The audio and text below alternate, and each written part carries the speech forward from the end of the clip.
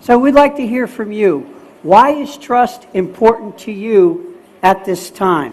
I feel that without trust, actually, there's no meaningful communication. Because it's only when someone trusts you, then that person is going to listen to what you're saying and then maybe do something else based on that trust. Yes. If that person doesn't trust you, the person doesn't carry forward any action after that conversation. Absolutely. Let's acknowledge this person for being the first and The most courageous. what else? Why is trust important to you? Yes. Trust for me is important because people respect you if they have trust. So respect is only for the chair or designation, or respect is as a human being. So if there is trust, there is more respect as a human being. Absolutely. More respect as a human being. Why else? Yes. Trust is like the interlocking in a chain.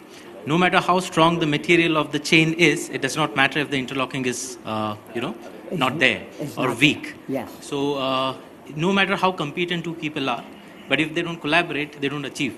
So, and collaboration, the foundation of that is trust. Absolutely. Thank you so Great. much. Thank you. One more. Why is trust? Yes, sir. See, I feel trust is the thing. Whether it's your personal life or professional life, the things stop at trust. If you don't trust, nothing moves meaningfully. Right. Yes. You don't have much of a relationship, do you? There's no trust, right? Absolutely. Yes. So for me, trust is beginning of everything. When the life started, I trusted my mom to keep me safe, and that is how I began in my life. So for any kind of relationship building or even starting anything, be it anything, trust is important. That's Reina Bhatia from Deloitte. Right. Yes, yes. Trust is foundational. Absolutely. And Dennis, yes. there is one hand over here after Okay. this gentleman. Yes, sir. So it's foundation for relationship, and trust also helps you to earn money too. Trust also leads to profit, and that's why we are all interested in trust. Exactly. Because Absolutely. in the end, it's a profit. Yeah, it's not just a nice thing to have. It's sound money. business. It's money. Tomorrow, I'm a client, you are a customer, and to trust you, then only you will get the business, or the vice versa. Right. So it's money in the end. Yeah. Absolutely. Very, very important topic. And Yes. Mr. Gentleman? One more, and then we want to make sure that we hear from Everybody. Here you go, my dear. Related to trust, the US dollar is written in God we trust. Yes. Yeah. So trust is money. Yes, absolutely. Thank you so much. All right. Thank you all. It's so appreciate your insights, and it is just so true. Dennis, our slides, something is happening with our slides. Oh, yeah, they're in my pocket here. And they're going crazy. So, trust is so core and so foundational, and I just so appreciate and love this perspective that it begins in the very early stages of our lives, right when we come into the world, and we have a need to trust in other people, and we have this need to trust in ourselves. And I also so appreciate the perspective that there is a business reality to trust. Yes. There is, in every single organization, there is a need for business to produce results, to be profitable, to earn money. We need it for the sustainability of our businesses. Yet there is also, if you could please advance, there is a need, a very deep core human need that every single one of us has, and that is to connect with one another at the heart. Would you agree? At the human level. And when trust is present, it builds that bridge between the business need for results and the human need for connection. Leaders today do need their people to be productive. Leaders today do need teams to work together efficiently and effectively. And leaders today want their people to come to work passionate and feeling fulfilled and joyful in what they do. And savvy business leaders today recognize that trust is absolutely essential to tap into the full potential of every single person who works there. That has not always been the case. When Dennis and I began our research in the 1990s and published our first book in 1999, there were very few leaders talking about trust at that point in time. For many, trust was perceived as soft, as touchy-feely. However, today, I'm so encouraged to be able to share with you that the relevance of trust is no longer questioned. Why? Because business is conducted through relationships.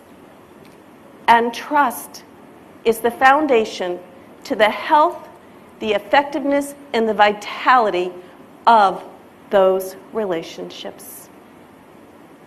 Dennis and I have learned quite a bit about trust through 25 years of research and practice, but we have also gained some of our deepest insights from our own lived experiences.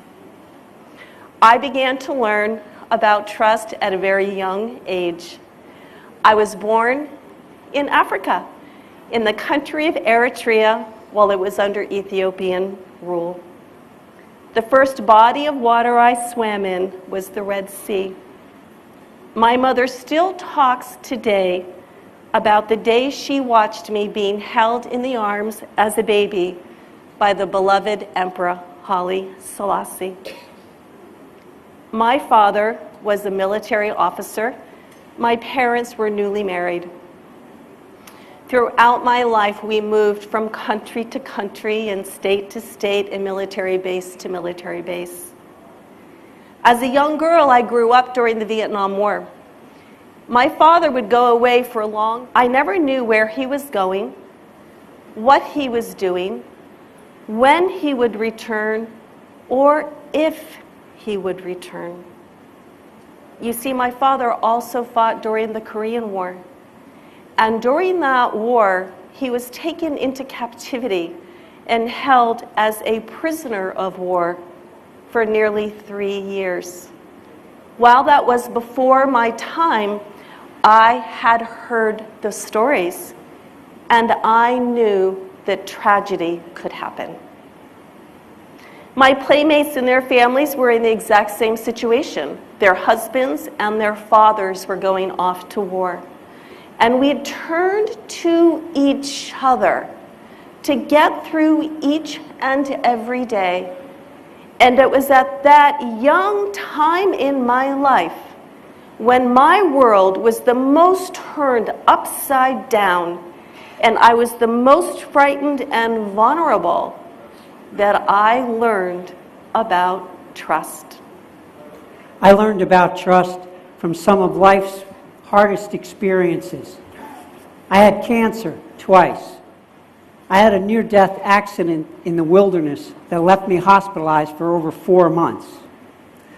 I experienced a very painful divorce, one that I did not want.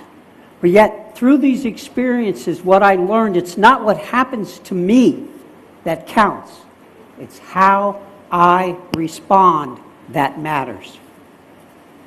And what I got from those experiences was my life's work, my beloved partner, Michelle, and I learned to trust again.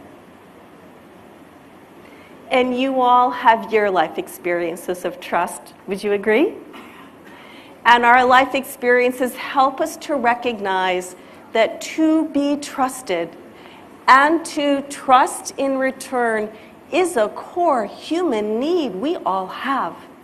And Dennis and I have dedicated our professional lives to developing and teaching constructs of trust because we believe we need it and we want it and we all deserve to have it. When trust is present, people communicate openly and honestly. We feel safe to tell the truth, to admit our mistakes because we know we will be supported to learn and grow from them. When trust is present, we are all able to step into the fullness of who we are because we all want to do our best work. We all want to make a difference. Trust makes that good work possible.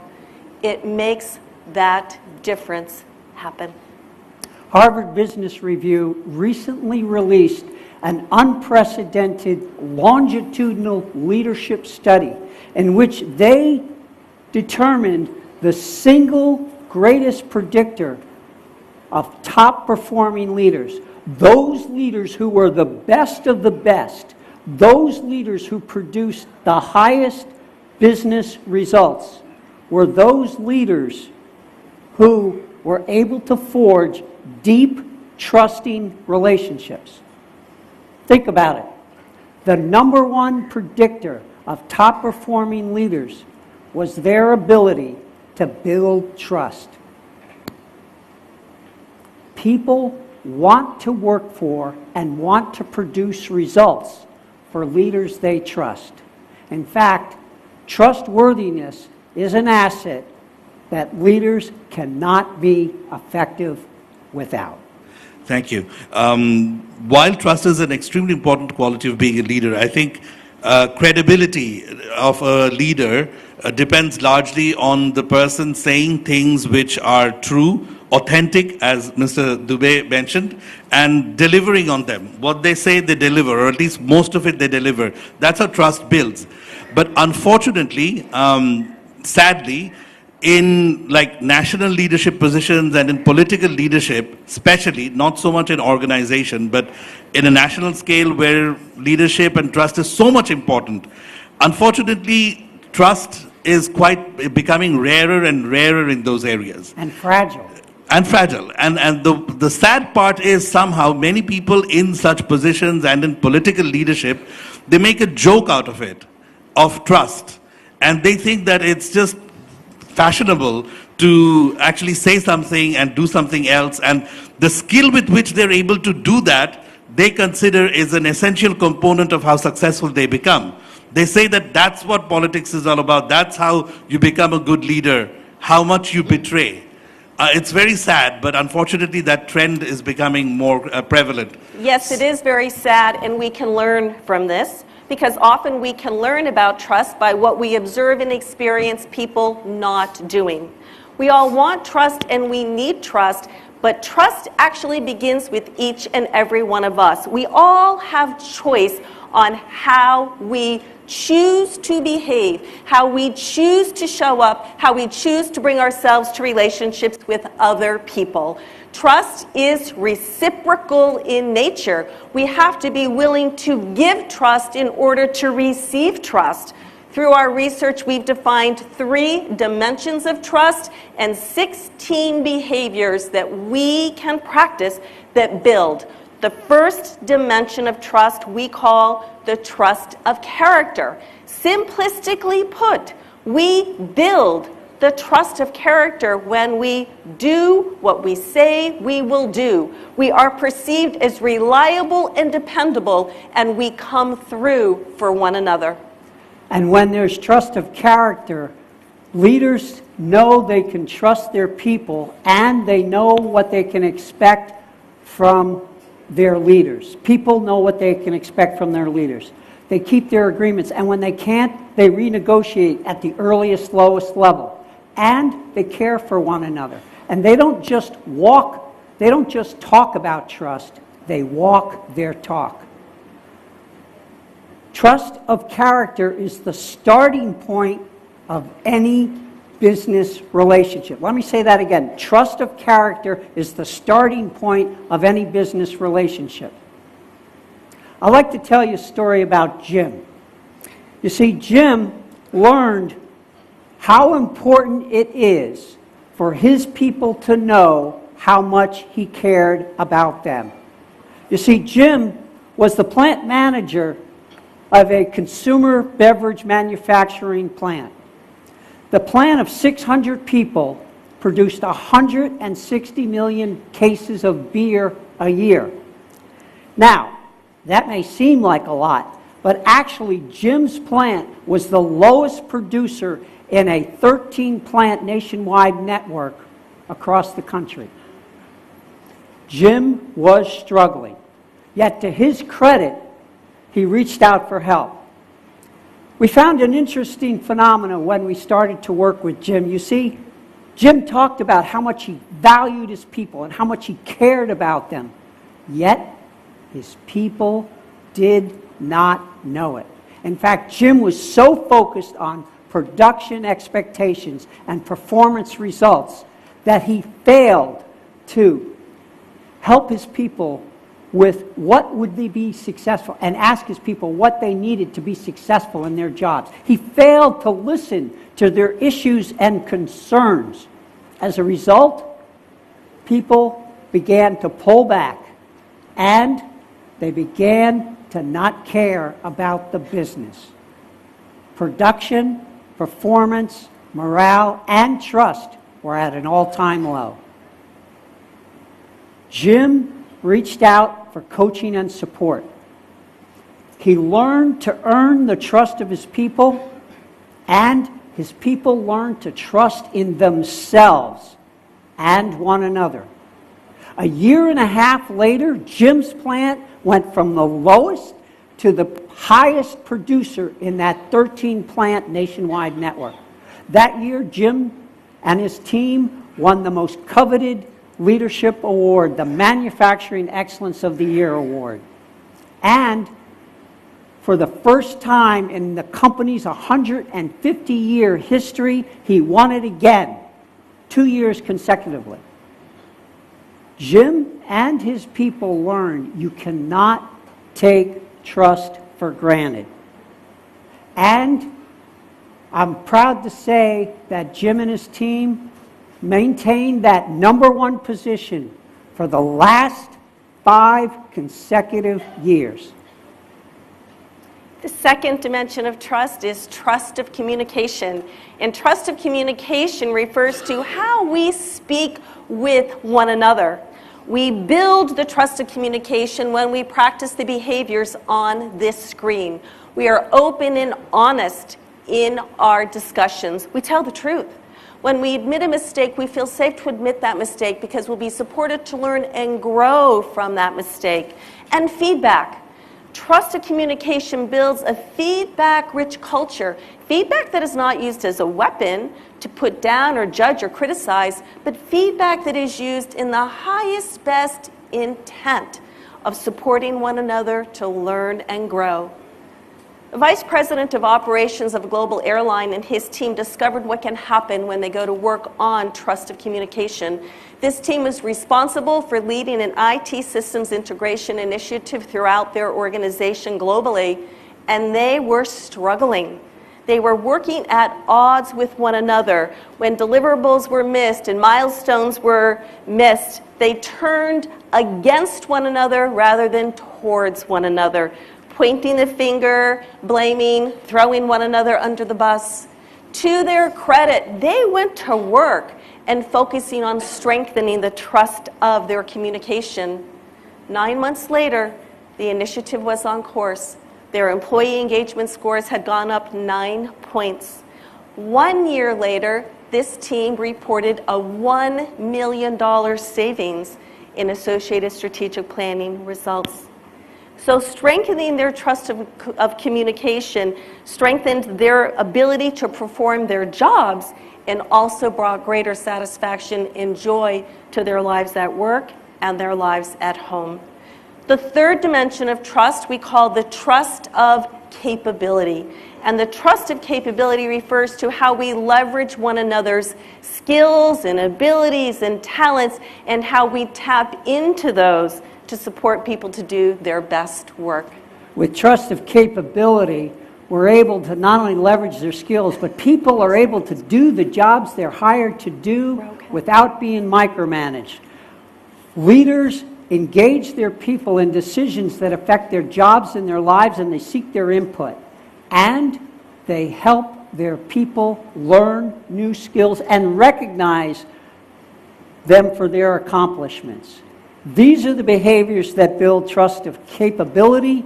When you have all three together, they work hand in hand to provide a foundation of leadership effectiveness. Trust of character sets the tone and the direction of leadership. Trusted communication makes it safe for people to communicate openly and honestly, and trusted capability, they're able to leverage the skills and ability of one another for the good of the organization. When we focus and bring ourselves with the intention of living these three dimensions of trust and practicing the behaviors that build them, we foster and we cultivate trust that is sustainable. Because we don't need trust just for today. We need trust for today and tomorrow. We need it for our hearts and our souls to be healthy and alive and whole. And we need it for our businesses to be vibrant and to produce sustainable results. We have the pleasure of working with the CFO of a Fortune 200 financial services company. This gentleman had been handpicked by the board to turn around the finance arm of this organization. We'll never forget the first time we met him, sitting in his office. He was only in position for about 3 months, and we were having a cup of coffee early in the morning, and we looked at him and we asked him, you know, why? Why is trust important to you? And I will never forget what he said. He looked us in the eye and he said, I want to create a workplace where people want to work, where they want to be here and they feel good about being here. Relatively new into his position, he discovered some challenges that he had inherited. There was a $30 million initiative to install a new financial system within this organization that was at risk. It was behind budget, and it was over budget and behind schedule. His employee engagement scores were in. They had declined for 3 consecutive years. As he looked out around his organization, he saw that people were working in silos rather than in a collaborative spirit and way. This leader took a bold step. He moved out and he assessed the level of trust in his organization. He wanted to know where things stood. He made some very interesting discoveries. He learned that in his organization, people were very committed to the purpose of the organization. They had pride in what it stood for. However, they had challenges learning how to really talk with one another when there were issues and concerns and challenges. The assessment results helped him to see what people were doing already that was contributing to healthy pockets of trust, and helped him to know specifically where he and his leadership team needed to focus their attention and their energies and their efforts to help bring trust to the next level. Randy brought together his top 75 leaders from all 5 locations around the country, and they began to work the trust assessment results. They began to work them in such a way that they actually mapped out an action plan and the steps to implement that plan. Over the months ahead, Randy and his team of leaders began to coach and mentor their people to build trust. And they, as leaders, began to walk their talk. They didn't just talk about trust, they actually walked their talk and did what they say they were going to do. 9 months later, 63% of those trust-building behaviors increased. 80% of the trust-breaking behaviors decreased. A year and a half later, that $30 million initiative that was off track, off budget, and off schedule was back on track, on schedule, on time. Engagement scores increased 25%, and the leaders realized that when they give trust, they get so much more back in return. The stories and examples that Dennis and I have just offered to you are just examples of what can happen when leaders go to work on building trust. when they bring their intentions forward in a sound way, when they grow in their own awareness of their own behavior, when they support their people to grow in their awareness of their behavior, and they choose to show up and behave in ways that are trustworthy. We invite you to take a moment, just a moment, and imagine what building trust and taking it to the next level can do for you in your lives, in your relationships, and with your people. When we stop to consider the core human need we have to connect and the business need for results, it becomes clear that building trust is really non-negotiable. We can't live without it.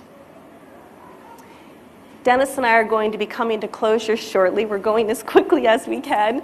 And as we come to closure, there are a couple of things that I'd like to offer with you in the spirit of support to you. We're delighted to be here for the remainder of the Congress. It is our honor and our pleasure. Tomorrow we're going to be having a keynote speech, or a breakout session rather, on how to rebuild trust when it's broken. Dr. Bhatia has graciously provided us with the booth in the exhibition hall. And in that exhibition hall, we have our books available, Trust and Betrayal in the Workplace, where we have written for you. And in that book, there are tools and tips to help you take those 3 dimensions off the page and put them into practice in your life, in your business, and in your teams. You've heard me mention assessments. Dennis and I have learned from the last 25 years that we need to help leaders understand where trust is. We need to remove it from the abstract realm. We've dedicated numbers of years of research to develop statistically valid and reliable assessments that measure trust. And we are thrilled to share with you that next week we are bringing our very first Trust Assessment Certification Program to India. If this is something that is of interest to you, this program or future programs, please see us at our booth. We would be delighted to chat with you more about it. And please come and talk with us about your stories and your life experiences of trust. In conclusion, you've seen that when we make people aware of what are the behaviors that build trust, because trust is reciprocal, you got to give it to get it. And when we have trust, energy expands, people are committed, and they are confident in themselves and one another. Together, we can create workplaces where people want to work, want to show up, and want to produce results. So, in conclusion, I ask each and every one of you, what will you do to build greater trust in your relationships with those with whom you work and serve and those with whom you live with and love? Thank you very much.